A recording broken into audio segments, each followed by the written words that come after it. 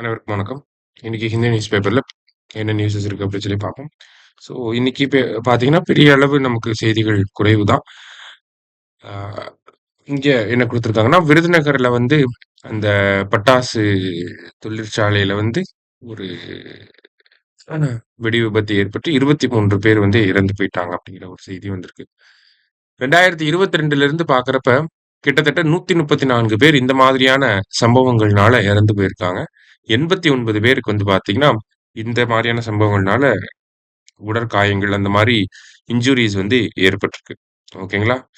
So தொடர்ச்சியா பார்க்குறப்ப ஒருத்தருக்கு அடிபடுறது, 2 பேருக்கு அடிபடுறது, இந்த மாரி மைனர் இன்சிடென்ட்ஸும் நெறைய நடந்துகிட்டு இருக்கு. இந்த மாரி லார்ஜ் ஸ்கேல் பெரிய இன்சிடென்ட்ஸுமே நடந்துகிட்டே தான் இருக்கு. மாசத்துக்கு ஒண்ணு அப்படிங்கிற மாரி செய்திகள் வந்துகிட்டே தான் இருக்கு.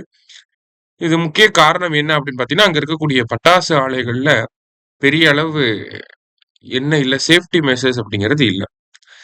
அரசு சொல்லக்கூடிய நார்ம்ஸ வந்து சரியான முறையில ஃபாலோ பண்ணாதது தான் முக்கியமான ரீசனா இருக்கு அப்படிங்கிறத சொல்றாங்க.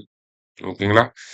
ஸோ இந்த நார்ம்ஸ என்ஃபோர்ஸ் பண்ணியே ஆகணும் அப்படிங்கிறது தான் இந்த ஒரு இஷ்யூல இன்னும் கொஞ்சம் கமிட்டீஸ்லாம் போட்டு அ ப்ராப்பரான ஒரு ஒரு ஃபயர் கிராக்கர் யூனிட்ட நடத்தணும்னா, அதுக்கு என்னலாம் மெஷர்ஸ் இருக்கு அப்படின்னு சொல்லி ஒரு புது வரையறைய கொண்டு வந்து, அத எல்லாருமே அந்த கைட்லைன்ஸ ஃபாலோ பண்றாங்களான்றத என்ஷூர் பண்ணி லைசென்ஸ் குடுத்து, அதுக்கு ஏத்தாப்புல இத ரன் பண்ணணும்.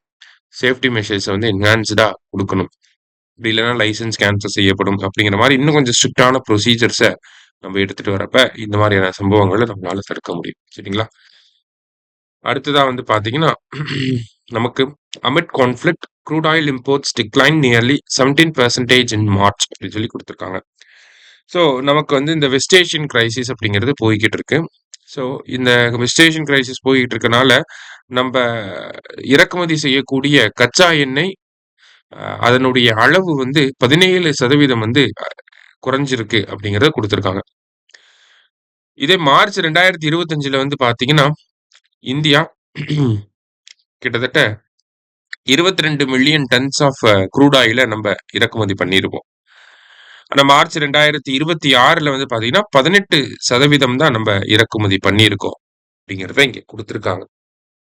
ஸோ இறக்குமதி கம்மியாகுது அப்படிங்கிறப்ப, நமக்கு வந்து க்ரூட் ஆயில மத்த இடத்திலிருந்து சோர்ஸ் பண்ண வேண்டிய ஒரு கட்டாயம் ஏற்படும். ஸோ இறக்குமதி கம்மியாறதுக்கு இன்னொரு காரணம் என்னன்னா, விலை அதிகமா இருந்தாலுமே இறக்குமதி கம்மியாகும். அப்படிங்கிறப்ப ருப்பியோட வேல்யூ டிக்ரீஸ் ஆகுறது. இந்த மாரி பல விஷயங்கள் இருக்கு. ஆனா கவர்ன்மெண்ட் என்ன பண்ண ஆரம்பிச்சிருக்காங்க அப்படின்னா, ஆல்டர்னேட்டிவ்ஸ புஷ் பண்ண ஆரம்பிச்சிருக்காங்க. எலக்ட்ரிக் வெஹிக்கிள்ஸ்க்கு வந்து சப்சிடீஸ குடுக்கறது மூலியமா எலக்ட்ரிக் வெஹிக்கிள்ஸோட யூசேஜ வந்து அதிகப்படுத்தணும் அப்படிங்கிறத சொல்ல வராங்க. இப்ப ரீசென்ட்டா கூட டெல்லி கவர்ன்மெண்ட் வந்து எலக்ட்ரிக் வெஹிக்கிள் பாலிசி கொண்டு வந்திருக்காங்க. அடுத்த 2 வருடங்களுக்குள்ள மொத்த டூ வீலர்ஸுமே எலக்ட்ரிக் டூ வீலர்ஸா மாறணும் அப்படிங்கிற ஒரு ஒரு விஷயத்த வந்து பாலிசில கொண்டு வராங்க. இந்த மாரியான நடவடிக்கைகள மத்திய, மாநில அரசாங்கங்கள் எடுக்க ஆரம்பிச்சிருக்காங்க. அதே மாரி எல்பிஜியோட அந்த ஒரு விஷயம் சிலிண்டருக்கு கேஸ் சிலிண்டருக்கு பதிலா பைப்டு நேச்சுரல் கேஸ் அப்படிங்கிற ஒரு விஷயத்தையும் கவர்ன்மெண்ட் புஷ் பண்ண ஆரம்பிச்சிருக்காங்க. சரியா? ஸோ இன்னைக்கு நியூஸ் பேப்பர்ல இந்த மாரி சின்ன சின்ன விஷயங்கள் தான் இருந்துச்சு. நன்றி.